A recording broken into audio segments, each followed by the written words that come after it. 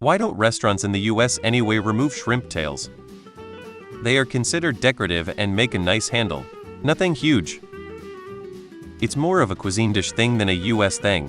Allowing a shrimp to cook with its tail on generally imparts more flavor to the shrimp, and the tail itself is edible, even if it's not to your palate. In some dishes it's expected to eat as is. The tails retain flavor during storage and add flavor when cooking.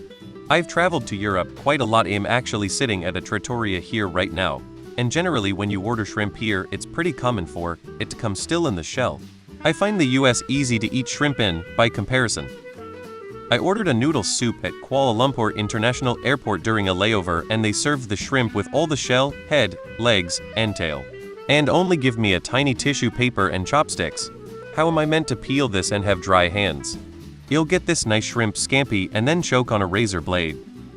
I eat the tails on fried shrimp. It's my favorite part when it's cooked right nice and crispy. People eat the tail shell of shrimp. I eat the shrimp tails. I wasn't aware other people didn't. I wish they would do that too. US here. Shaking and dot. Well, when they are supposed to be eaten by hand, the tails are left on as a sort of handle. In dishes eaten with cutlery, the tails should be removed, but some restaurants get lazy and/or think the tails look good as decoration. A prawn's tail is a visually distinctive feature. If you can see the prawn tail, you're fairly sure your meal contains real, whole prawns. No substitutions or shortcuts.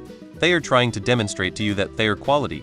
Of course, that may or may not be a fair assessment of the kitchen you ordered from, but they want you to believe it is. So they leave the tails on. So you know it's a shrimp and not imitation pollock or something else. You gave pad thai as an example of an American dish? They don't even peel the shrimp in Thailand. Flavor flap.